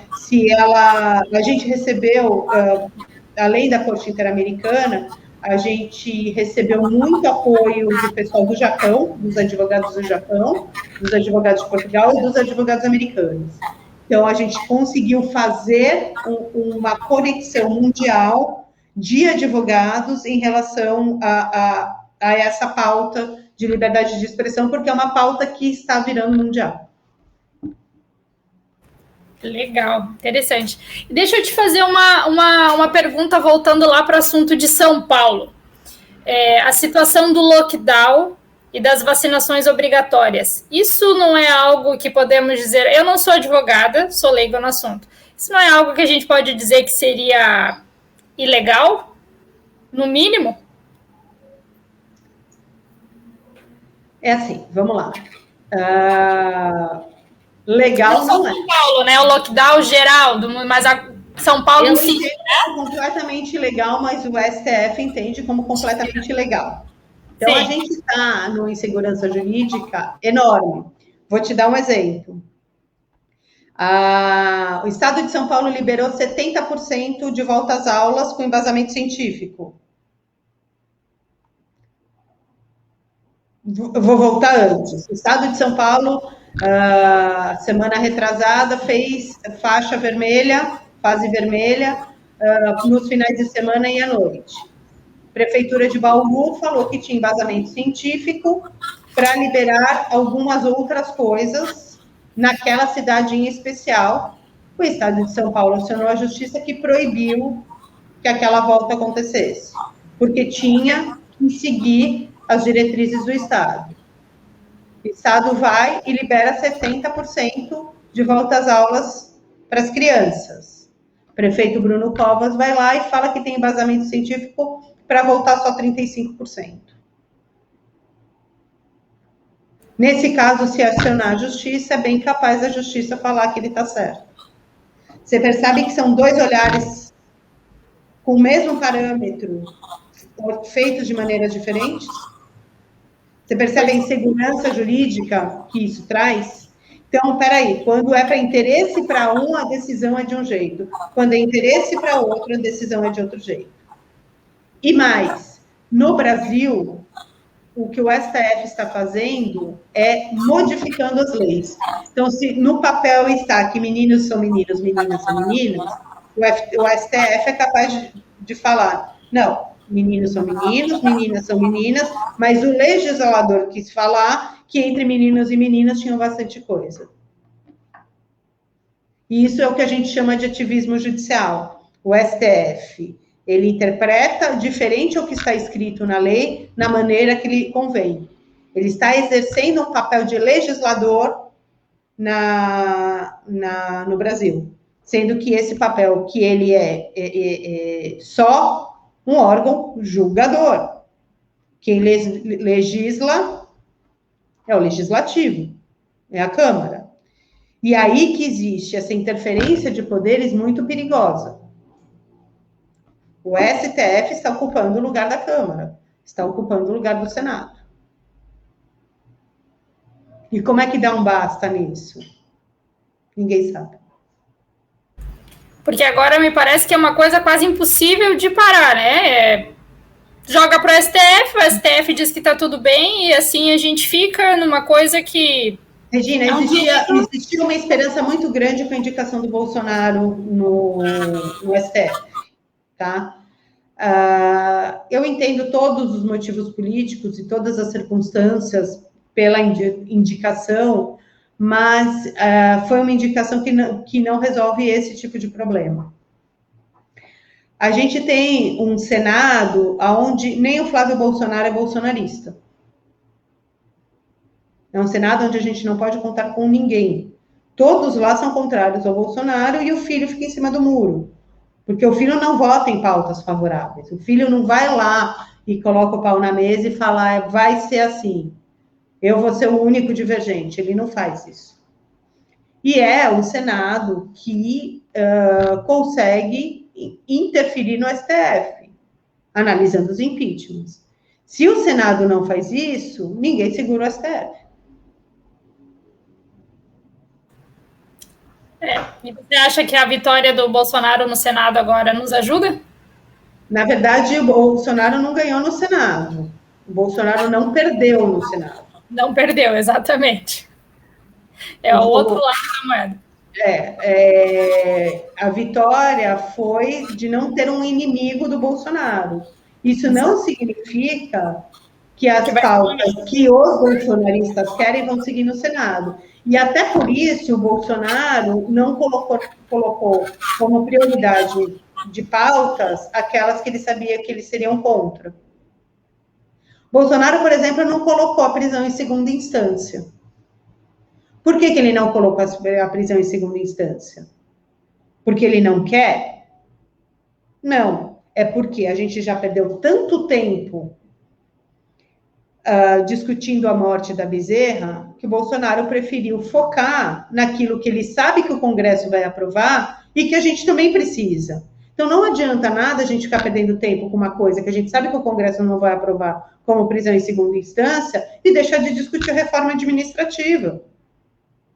Focar naquilo que a gente sabe que tem futuro. Pelo menos nos próximos 2 anos. Se a gente conseguir uma reforma administrativa e uma reforma tributária, a gente tem a reeleição do Bolsonaro garantida. É verdade. O Bolsonaro, o trabalho que ele fez nessa eleição do Congresso, ele passou com 10 com louvor. Enquanto todo mundo estava atrapalhando no impeachment do Bolsonaro, toda a turma do contra, o Bolsonaro estava articulando nos bastidores. Aí vão me falar, mas o Bolsonaro articulou com o Centrão. Mas o Bolsonaro, ele não articulou com o Centrão. Ele não se vendeu, na verdade, ao Centrão. Ele articulou com o Centrão.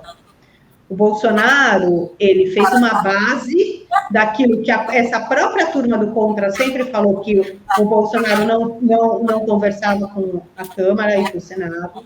Ele começou a conversar, ele começou a se articular, mas todas as comissões foram bolsonaristas. As principais comissões da Câmara são do Bolsonaro. Por quê? É lá onde o jogo começa. A articulação é a base da política. Se você não articula, você não anda. E é esse o desespero da turma do Kim Catacoquinho, é esse o desespero da turma do PSOL, é esse o desespero do UOL. A Globo, por exemplo, em outubro do ano que vem, vai vencer a concessão dela. Depende do Congresso e do Bolsonaro renovar. Percebe qual é o desespero deles? Claro. E eles não conseguem articular com ele, porque no começo até agora, eles só queriam bater, né? E aí agora eles não acham um nome forte para disputar com o Bolsonaro em 2022. Eles estão tentando criar o Luciano Huck, mas eles sabem que o Luciano Huck é um candidato fraco, porque na hora do vamos ver, ele tem muito telhado de vidro. Hoje eu li uma sátira engraçada falando, nossa, o Anderson do Molejo não tem foto com o Luciano Huck. Eu acho que era bom a gente analisar melhor essa acusação. É isso, o Luciano Huck virou isso. Ele não tem força. Não tem. Na verdade, eu não subestimo, mas ele tem um telhado de vidro muito grande. Eu vejo isso do Dória também. Eu vejo que ele se encastelou e que ele sonha com a presidência. Mas pega ele, foi o que o Bituca falou ontem, né? Pega ele e coloca ele no povão para fazer campanha, no interior do Nordeste. Traz ele para Santa Catarina para você ver. Não, nem sentido do prédio dele, da casa dele, sabe? Nem na família dele ele é capaz de ser bem querido, ser bem aceito. Os vizinhos odeiam ele, sabe? Eu soube que até as faxineiras lá do Palácio do Governo odeiam ele. Ele conseguiu desagradar todo mundo, gregos e troianos. Mas na hora que você vê o Lula escolhendo um Haddad para disputar com o Bolsonaro, a gente percebe que eles não têm nome. Não tem nome. O nome que eu acho que poderia incomodar o Bolsonaro era, numa eleição justa e sem manipulação, era o Boulos. Na hora que o Lula tira o Boulos do jogo, mostra que eles estão completamente desarticulados. Que nem o Lula confia no Boulos. Percebe? Complicado? Por isso que o Boulos está muito bravo. E nisso, o Bolsonaro está dando de braçada. Para desespero da turma do Moro.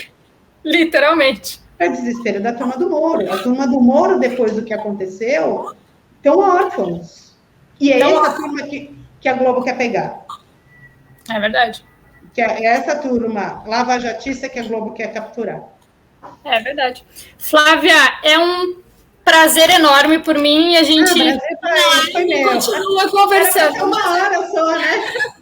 Agora que eu vi a hora, eu não tinha prestado atenção na hora. Já estamos quase em 1h45. Eu gostaria de agradecer e te passar alguns minutos para você fazer as suas considerações finais. Não, eu quero agradecer muito, obrigada pelo convite. Desculpa por ter me alongado tanto. Eu falei que se me deixar falar, eu vou ficar falando. Foi ótimo. Desculpa minha cara, eu tô me olhando aqui, eu tô vendo, eu tô com uma cara batida, com olheira, tudo. Desculpem, meninas. Próxima vez eu me preparo melhor. Mas foi um prazer. Anne, amiga, muito obrigada pelo convite. Vitor, sou DPG na veia, contem comigo sempre que precisarem. Obrigada, viu, Regina? Eu que agradeço. Em nome do Jornal DPG, gostaria de agradecer o seu tempo e as suas palavras, que sempre são... Mas pode me chamar sempre. Vamos marcar mais, a gente só precisa conseguir encaixar nessa sua agenda. Tá difícil. Agradecemos de coração o tempo que você disponibilizou para nós. Foi um enorme prazer te receber aqui, tá? Obrigada a todos. Obrigada, chat. Depois eu vou tentar entrar aí respondendo, tá bom? Obrigada a todo mundo que pôde assistir, nos acompanhar. Um grande beijo, um abraço no coração. Desculpa não ter feito todas as perguntas para a Flávia. Fica para as próximas lives. Obrigada desde já a todo mundo. Obrigada, Flávia. Tchau, pessoal.